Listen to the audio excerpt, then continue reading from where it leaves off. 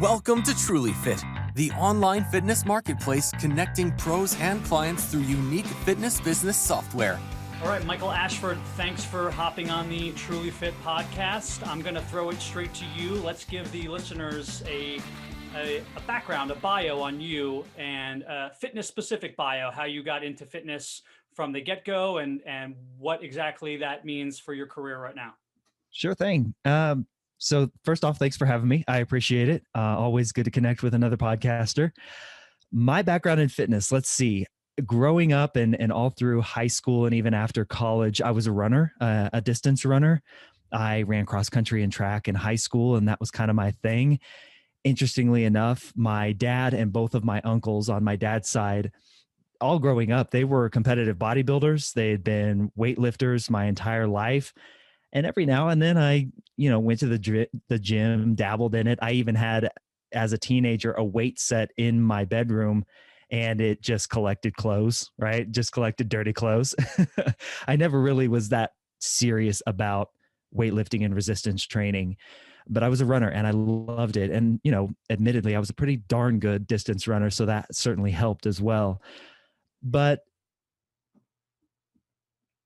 I've repeated this story many times, so I'll keep it short. But in 2012, I saw a picture of myself, and I had the traditional or typical endurance athlete's body, very skinny, little muscle mass, just didn't look super healthy. I really wasn't. I was relying on good genetics at the time. I was thin.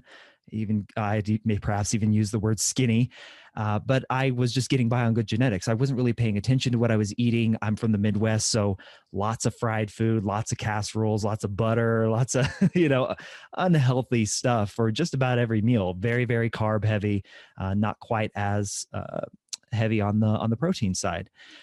So I saw that picture of myself and just said, you know what, I'm a dad now. I'm a husband. I've got people who are counting on me to be around for as long as I can possibly affect. And so I made that decision back in 2012 that I was going to work on myself. And I did. And for whatever reason, I said, the gym is where I'm going to make this change.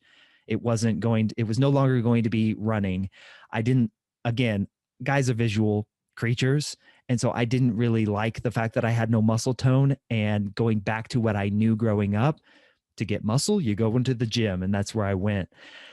After a while, you get this itch, you get this bug to help others know what you know. Like once you begin to see the benefits of going to the gym and working out and living a healthier lifestyle, whether you like it or not, like us people who do work out and exercise and train our bodies, it's hard to shut us up, right? Like it's hard to get us to not talk about lifting and fitness and exercise and nutrition. And you just want that for other people because now you know how good you feel.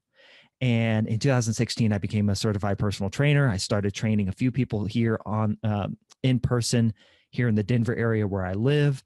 I also started an online fitness business called Fit Dad Fitness, really focused on that fit dad, that dad who is busy, who has a job, who has other commitments and responsibilities, and wants to take care of himself, much like I did back in 2012. So that's what I've been doing for the last 4.5 years. Now, this is not my full-time job. I am the director of marketing at a software company here in Denver. So this is definitely a side project, passion project, hustle project, whatever you want to call it. I just want to help dads, man. That is really what my heart is in. I think that's a fantastic niche to be in. I've really haven't noticed that is something that people have jumped on. So I think you're way ahead of the game here by hopping on the helping the dads, because nowadays too, I think as fate may have it for you may be transitioning to doing this full time. With people working from home, they are even more sedentary, and they need that extra push to do things. And also, if gyms are closed in your particular area, which they are all across the country, yeah, you need to be innovative and creative. And chances are you need to reach out to a certified personal trainer or a group fitness instructor so that you have ideas on how do I get fit? What exactly do I do? Where do I go? And then also, you need someone to hold you to those workouts, right? Because it's not as if you're going to these big group fitness classes and you're paying all this money in advance and you're like, oh, I already paid $300 for like Susie's yoga month. It's like, no. Like you set a time, right, at whatever, 6 p.m. to work out, but are you going to do the workout? One of the things I said once gyms started closing down, you're absolutely right, Steve. Like there was all of a sudden a very clear need for people to reach out to an expert or someone who knew how to properly program a workout or a training regimen, because so many people just go to the gym and bounce from machine to machine, or they follow what the big guy is doing, right? But when the gyms closed down and you no longer had that social situation, you no longer had that ability to just go and work out with 50 different machines in a big box gym, for instance, people understood like, oh shoot, like I don't know what I'm doing. I don't have supposed to be progressing myself day in and day out. I usually just sit down on the leg extension machine and pop in the weight on the stack and go, or I go to the cable machine or I lift some dumbbells. But a properly progressed training program that moves you towards your goal, whatever that may be, that involves a level of detail and intricacy that a fitness professional is going to give you. And by not having the gym, by maybe perhaps only having a couple sets of dumbbells at home, or maybe nothing, maybe you only have your body weight and some things that you can throw around the house, that left a lot of people in a lurch. And so, I'll fully admit my business grew during the lockdowns and the shutdowns. And I believe it was for that reason. People were kind of striking out on what to do. Accountability, I go back and forth with, like, as your coach, I don't want you to have to be accountable to me. That accountability comes within you. That accountability, you are the only one who knows how much time, effort, and energy you are putting into accomplishing your goal. And that is an unfair responsibility to place on somebody else, because we just don't know. Like, I, as a coach, just simply don't know, did you actually push yourself as hard as you said you did? That's an unfair place. I can be there to support, to educate, to guide, to lead, but I don't want to be your accountability.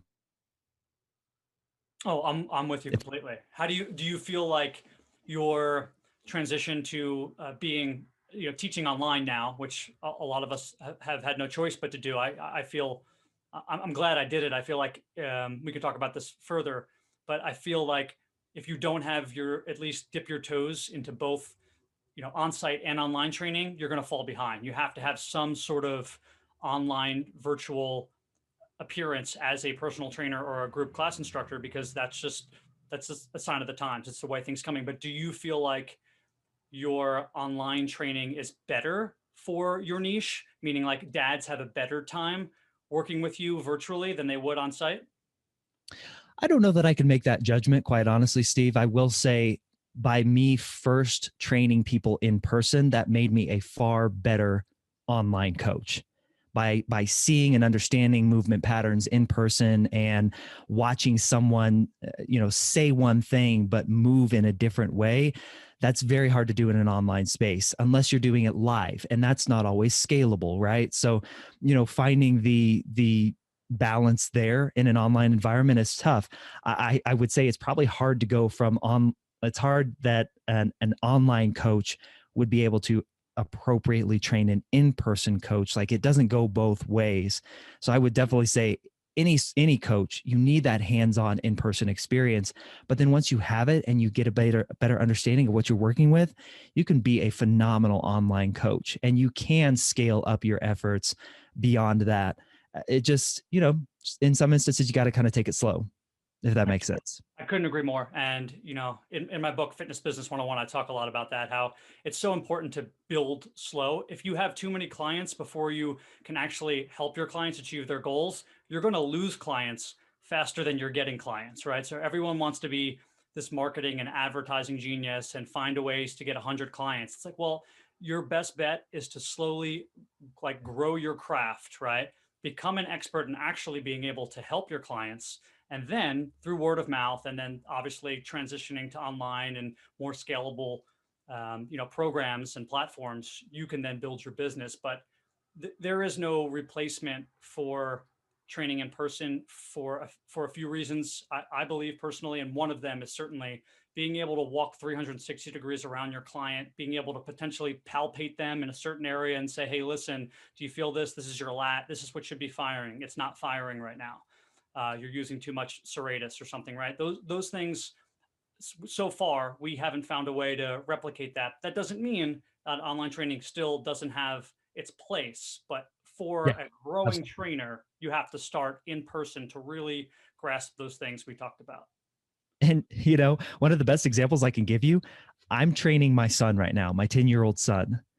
He's a brand new beginner to weights. And that is very similar to someone who is deconditioned, who perhaps is unsure about resistance training. You have to teach them how to move their body in a way that perhaps at first feels unnatural to them. And if you have no experience helping someone do that in person, it's very hard to know what to communicate online to them, to get them to understand. Like, the level of communication, your skill set has to be so much better to train someone online, to get them to understand what you know just intuitively in your head from how you feel. And so I'm training my son, and I can point to him like, when you do that lat pull down, this is the muscle, and I can touch the muscle and say, this is where you should be feeling it. Squeeze this muscle as you pull down. It's very hard to get that feeling across to someone in an online setting unless you can tell them cues and appropriate actions based on history of working with someone else in person. It's a very tricky spot, and there is an immense opportunity for online trainers to do it well. You can be a life changer for people. You just need to make sure that you're not doing harm or damage first and foremost. Yeah, that's a great point too. I'm going to go back to what you said about cueing. When we're in person, we have so many different ways to demonstrate. We can do it ourselves, and the client can see us, and they can see us from all these different angles. We could have them do it and then continue to correct them. And again, we can manipulate them if we ask them first if we're okay to touch them. But the verbal cueing and the ability to describe one thing 4, 5, 6 different ways until they finally get it is something that if you don't have that in online training, I feel like you're 3 steps behind, because there's going to be a point in which you're trying to describe said movement. And for whatever reason, if I were to use one verbal cue, right, Michael gets it. If I were to use another verbal cue, Steve gets it. But maybe Susie doesn't get it. So I have to find a way and keep spitting out all of these different, could be analogies. Sometimes I tell people when they're squatting, pretend you're holding groceries coming out of the car and you're trying to close the car door, right? Push your butt back first before you go down, right? So these little verbal cues that just click in people's heads and go, oh, okay, I get it now. Yeah. My favorite one is, as you're squeezing your shoulder blades together in a lat pull down, for instance, squeeze your shoulder blades together like you're trying to squeeze a pencil in between them. And people all of a sudden get that. Oh, that's what it's supposed to feel like. Yeah. You're absolutely right. Yeah, I love the creative ones. I had an instructor once, a TRX certification I was at, who was trying to help people like engage their glutes in a plank, and say like, hey, you have to recruit like your glutes in this plank. Like, don't let it just be all core, like tighten your butt. He said, pretend there's a quarter in between your butt cheeks, and by the time you're done with this plank, you have an imprint of the president's face on your butt. Yep. So just interesting things that you'll never forget because of how they described it. And I think as trainers, we have to have that skill set, especially now with this online training world. Absolutely. So true. So let's go more into detail about your experience coaching dads. And I want to first jump into making time to work out. We brushed on it a little bit, but it's tough for everybody, whether it's pandemic related or, you're a single dad and you have a child and you work 9 to 5, and then you have to find a way to spend time with your kid as well. How do you yourself or help clients who are dads manage their schedule to make sure they get their workouts in? It is the reason why I work with dads, because in the internet, social media, it's rife with 20-year-olds, 25-year-olds who are not fathers, who sit there and spew no excuses and just get it done and work harder. And the dad over here, me, I'm like, dude, I've got a job. I'm the sole breadwinner of the family. My family counts on me to do this job. It's tiring. It's exhausting. Then I have my kids. Like, dude, you don't know tired until you have to come home from work, cook dinner, and then put the kids to bed. Like, miss me with your no excuses pep talk. All right. And then you have other commitments and responsibilities. Maybe you are active in your community. Maybe you're coaching your kids' basketball team or softball team. You go to church. You have other hobbies and interests. You have friends. Like, there are so many things that are heaped upon a parent's shoulders, not just dads, but I'm a dad. I know the dad world, right? So I don't need another fitness bro telling me no excuses. We have excuses. We have commitments. I prefer to list them out as commitments and priorities and responsibilities, not so much excuses because of the negative connotation that people ultimately jump to when they hear the word excuses. So my question to dads all the time is, what are you giving up now? Or excuse me, what are you giving up in the future by not taking care of yourself now? Think of it in those terms, and all of a sudden a dad starts to think, when I'm 65, I want to walk my little girl down the aisle and feel confident and feel good in that moment and not need assistance. When I'm 70, I want to hold my grandchildren in my arms and feel stable and sturdy. I want to get down on the floor and play with my grandchildren. I want to retire and travel the world with my wife and never feel like my body is holding me back from those experiences. But if I don't start taking care of myself now in some way, shape, or form, I could potentially be giving up those things that I idealize in the future, my future self. And that resonates with dads, because we all have this drive within us to provide for our families, to be a good leader of the family, to protect all those things. And it starts with taking care of yourself. There is this, there's this mentality with a lot of dads that I'm so busy and I'm so overstretched that I don't have time to work on myself. And in some cases that may be true. We got to work through, how do we shed some of those things? If you truly want to make this, you're going to prioritize things that are most important to you. So do we get rid of TV? Do we get rid of, going out and bowling every night, like back when we could do those things, right? It's much easier now because nobody leaves their house. But these are the conversations that I have with dads to try and help them think of what their long-term legacy is going to be as it relates to their role as a father and their role as a husband within their family. And then it's a matter of just, hey, let's find what works. If you only have two days a week where you can fit in a 30-minute workout, it's better than nothing. If you only have 5 minutes every day where you can squeeze in a simple body weight workout, it's better than nothing. And you'll find eventually over time, those workouts, those exercises, those training sessions will begin to squeeze the other things further down the priority list because of how good you feel, how confident you feel, how much healthier you feel, how much energy you have, all those things that you eventually, like I said, you want other people to experience because it does feel so good. And that's, I wanted to make sure that I trained dads, that I only work with dads. I've had a few men who are not dads, but it's just it's a unique perspective on the world to be a father, to have children, to have those responsibilities and want to take care of yourself.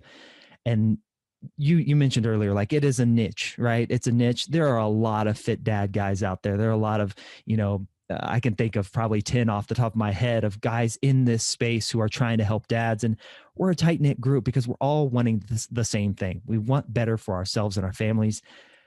Steve, this is a long-winded answer to your question. I know, but it is something that I'm deeply, deeply passionate about, because for far too long, we've just heard this message of no excuses. And that's a BS message, man, especially from somebody who has no idea what they're talking about. Well, that's a fantastic way to kind of repurpose that question and ask them, what do you want out of your future? What are you willing to give up to understand that in the future, are you not going to be able to get down because you have sciatica and you have major issues with your back and you can't play with your child? What about if your daughter goes to college to play softball, but she goes across the country and you can't go watch her because you can't get on a plane due to all of your issues, right? You have some sort of chronic heart condition now because you were eating yourself into it. So I think that's a great way. I just had a podcast To that point, Steve, you just brought up a really great point. So many guys are focused on building wealth and building their empire here in the here and now. But if you don't take care of yourself, what good is all that wealth and all those possessions and all that stuff if you die of a heart attack at 55? Because you're stressed, because you're unhealthy, because you're overweight, because you have all these chronic illnesses. Like, stop and think for a moment what you are mortgaging. You are mortgaging your future life for this finite moment in time. It's why I hate 90-day shreds. It's why I hate, drop 15 pounds by the summer, because none of that gives you that mindset of, this needs to be something that I can sustain for the rest of my life. I want to affect the rest of my life with what I'm doing right now. And Steve, what you just said is absolutely spot on. You're mortgaging something. What are you mortgaging? And if you are dedicated to only the here and now and growing wealth and material possessions, what good is it if you're dead? Flat out. It means zero if you're dead and not able to reap the benefits of all that hard work. Yeah, totally. And to speak to sort of my specialty, it's working with seniors. And I can tell you that every senior that I work with will tell you, I wish I would have started earlier. I wish I would have started earlier. And I've had I guess you would say, luxury of working with seniors who have a lot of money. Specifically, that's my niche, rich people over the age of 65. Yeah. And they would trade all of that money to have started training 15 years earlier because of all of their issues. And you cannot get that time back. And retroactively, they could have found ways to switch their schedule around and do it, and they all regret it. And I think that's an important part to take. And I think for the trainers out there, I just had a podcast with a celebrity trainer, John Becerra, who's been in the industry for 35 years. And he told me when he works with his trainers, he tells all of them, train your clients for the future. They're going to have issues and ailments down the road, and you want to train them so that they can potentially not have those ailments, or at least they can delay having those ailments. Don't worry. Like you said, for all the 25-year-olds who tell you, I know the way to get your six pack, that's great. But that is not going to be important for basically the second and third part of your life, right? So maybe for the first 25 years it is, but for the next 50 years, it's not. So prepare for the end, however daunting or negative that sounds. Yeah, for sure. And then also just to add to that, I think you were speaking, we both mentioned it, about like sort of the finances and how people will work so hard to accumulate all this money. I think you could also explain it to clients in that way as well, and saying like, hey, you're not just willy-nilly going out there and spending all of your money at once, right? You're finding a way to save for the future because you understand how important your future is. Why don't you do the same thing with your body, right? Think of your body the same way as you think of your bank accounts, where, I'm putting a little bit in here, I'm putting a little bit in there, but I have to invest for the future. And Steve, that takes a conversation shift as well, away from how your body looks to how you feel. And there's a big difference in training for looks and training for longevity and health and feeling good. I know a lot of guys. I've had some of them on my podcast specifically talk about this. They trained for looks. They did things to their body to look a certain way, to step on a stage, to grow a certain amount of muscle. And yet they weren't able to get down on all fours and play with their kids on the floor. It hurt too much. Now tell me, what are you going to regret at the end of your life? That you didn't look a certain way on stage? And that's an extreme example, I understand. Or that you weren't able to play with your daughter. You weren't able to play Legos on the floor with your son. You weren't able to play Tea Party with your daughter because you couldn't sit down on the floor and not feel uncomfortable and pain. Like, let's be honest about what we're talking about here. If you train for looks, you take shortcuts. You go through extreme fad diets and extreme weight loss exercises to try and achieve something that, are you ever going to get there? Are you ever going to be satisfied with that? But if you train for how you feel, if you train for, I want to wake up every day when the alarm goes off with energy.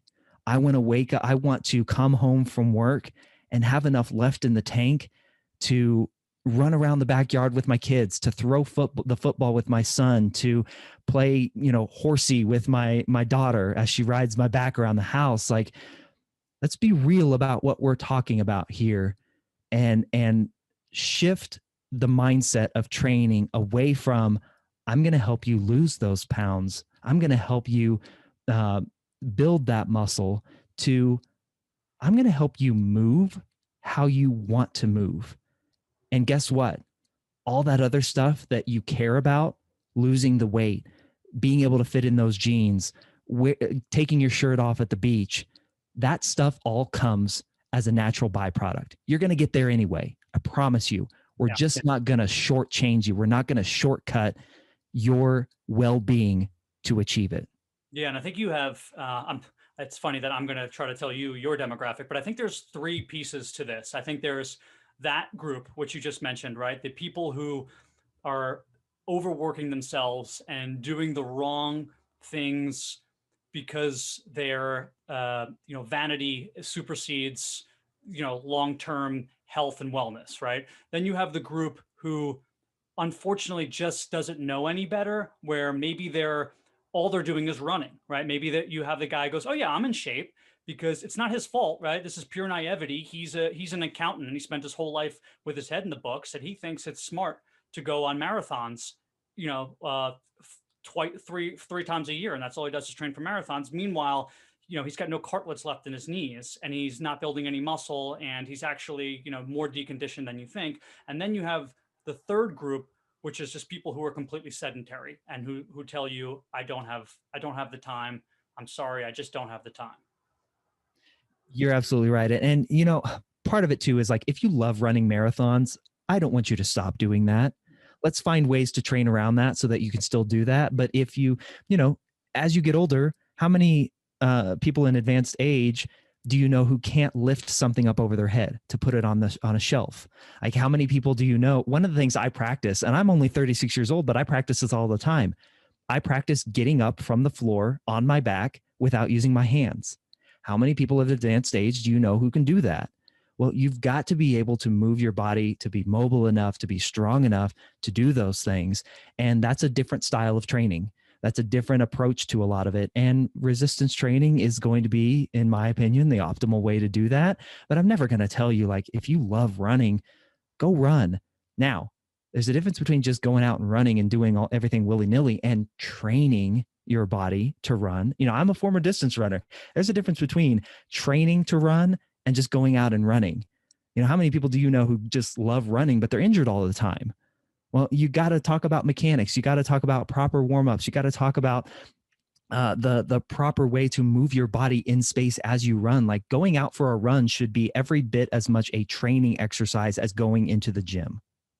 Yeah, totally. And just to go back to a point you made beforehand, it's important that people enjoy whatever fitness medium it is that they choose. I mean, not everything needs to be enjoyable. I purposefully make one day miserable for myself because I believe that's important. So I have every Tuesday, I do the Murph, if you know what the Murph is. Yeah.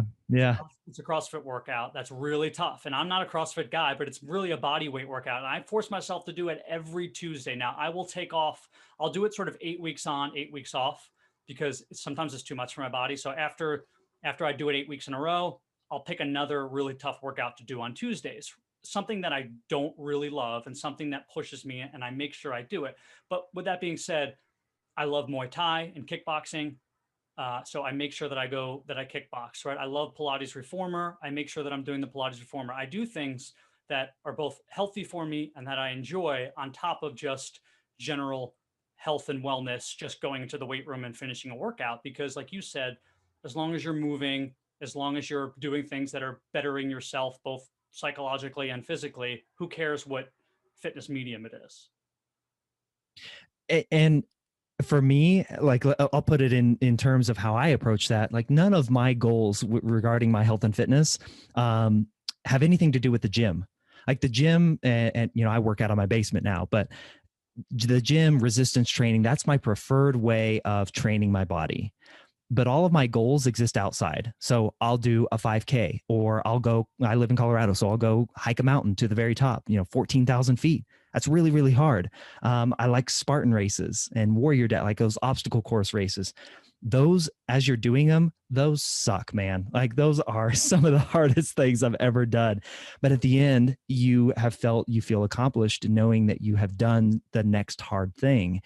And you're absolutely right. Like challenging yourself, pushing yourself out of a comfort zone is a crucial part of your health and wellness because of the mental strength that it takes. Maybe not the physical strength as much. Maybe it is easy for you, but maybe you don't like it, but you do it because you know it's good for you, both physically and mentally.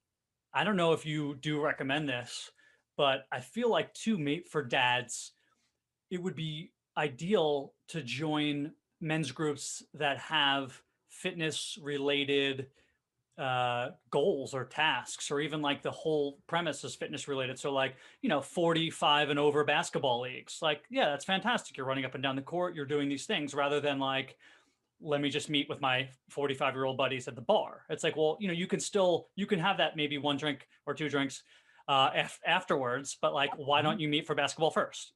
Yeah. No, that's great. And, especially now it's so hard to find those opportunities, but they are there. And, that gets into a bigger issue that men need to be in relationship with other men besides just having a drink at the bar. Like there is camaraderie, there is accountability within a group of men that supersedes, just banter about the weather or sports, right? We've got to have something deeper than that.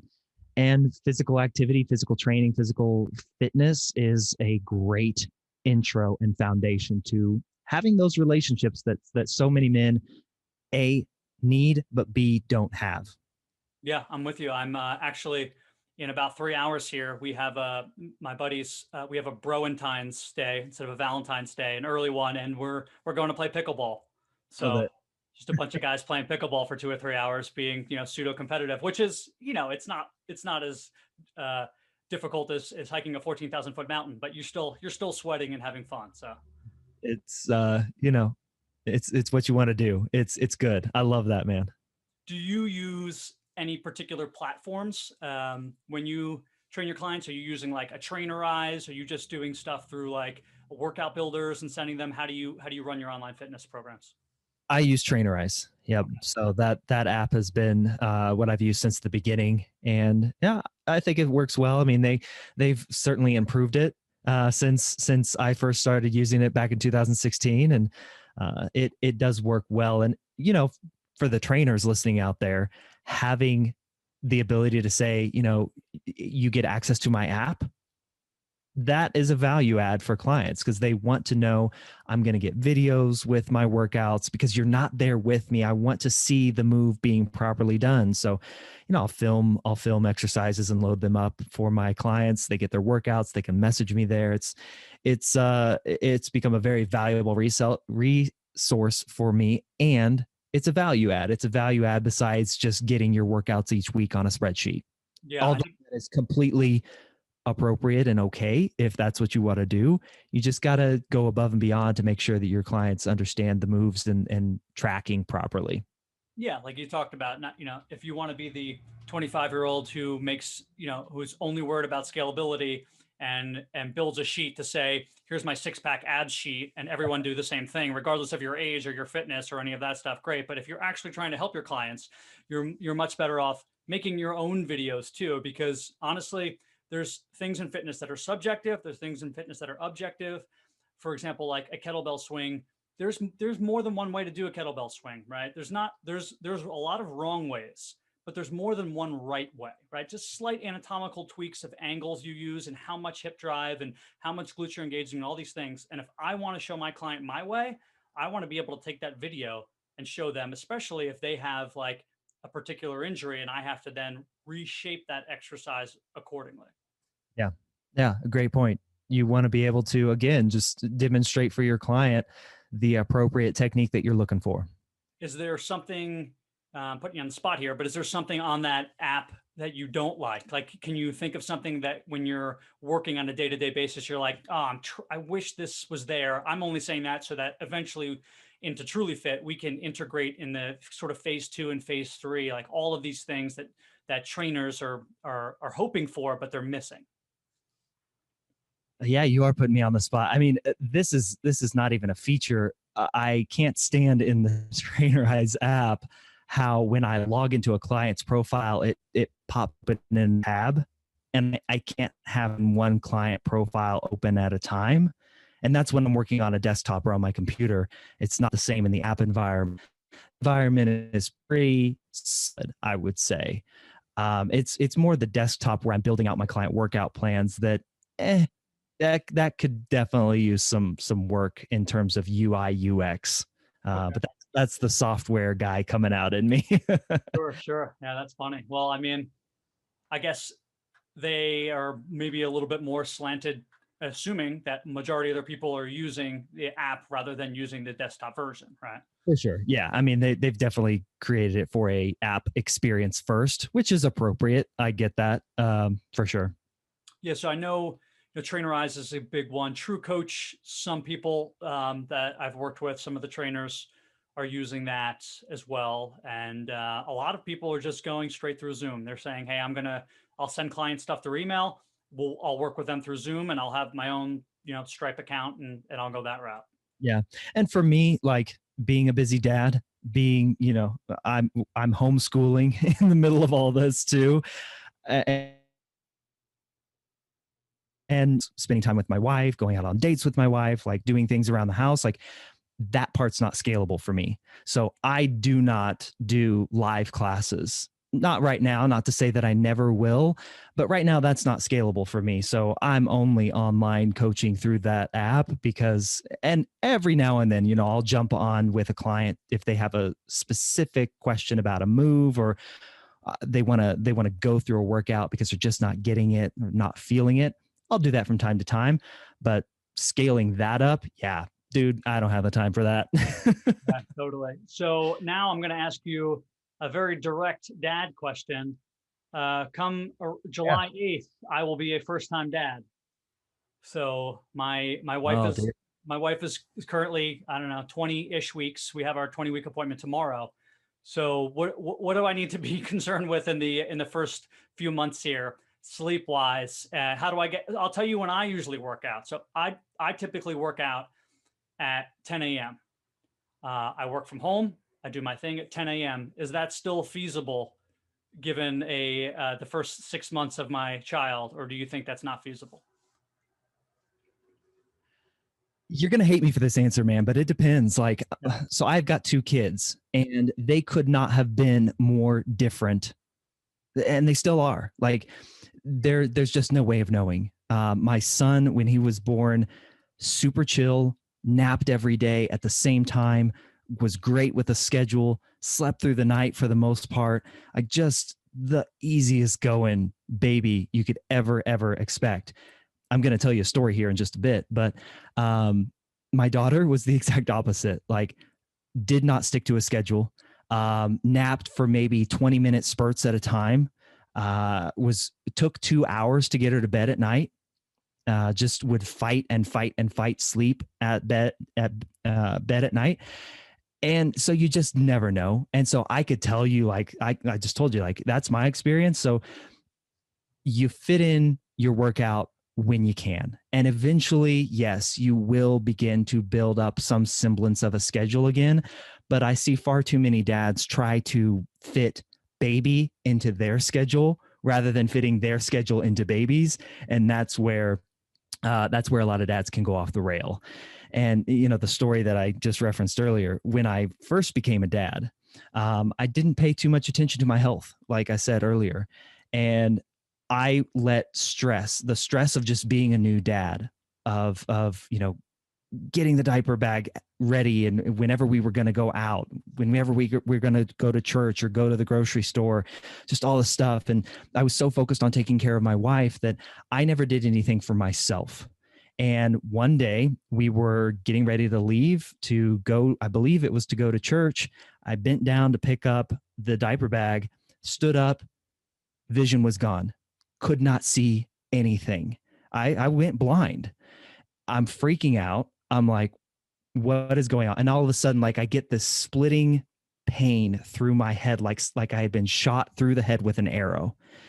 I'm freaking out. Now, my mom and her husband were thankfully there, and they were like, we're going to take you to the hospital. We have no idea, you could be having a stroke.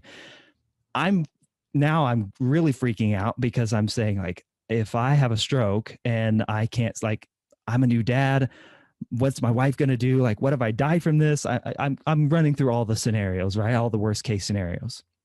Long story short, it was an ocular migraine. It was an ocular migraine where the ocular nerve that runs from your eyes to your brain get constricted to the point where it cuts off your vision, and it's brought on by stress. I was so stressed, and I had no outlet for relief of that stress. And I was so focused on everyone else around me, appropriately too, I'm a new dad, right?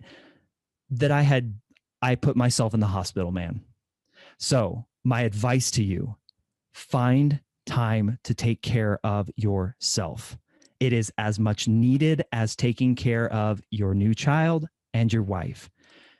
That's what dads need to understand. There is no noble cause in living a life purely for everyone else and never taking care of yourself to the point you put stress and pressure on other people. Take care of yourself. You cannot fill an empty vessel from another empty vessel. Take care of yourself, man. That and fit fitness in where it is appropriate in those first several months, and understand, I promise you, it gets easier, man. It gets easier.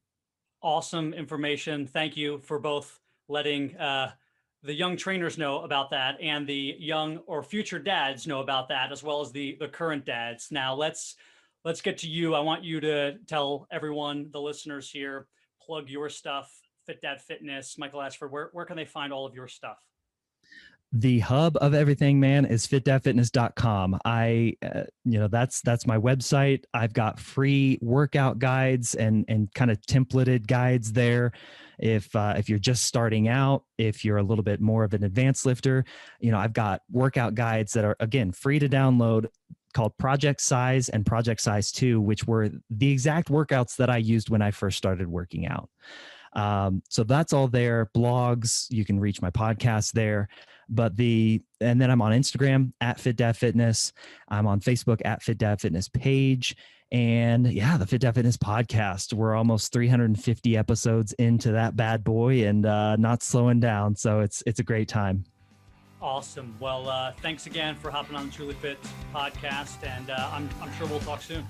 Absolutely. Thanks so much for having me, Steve.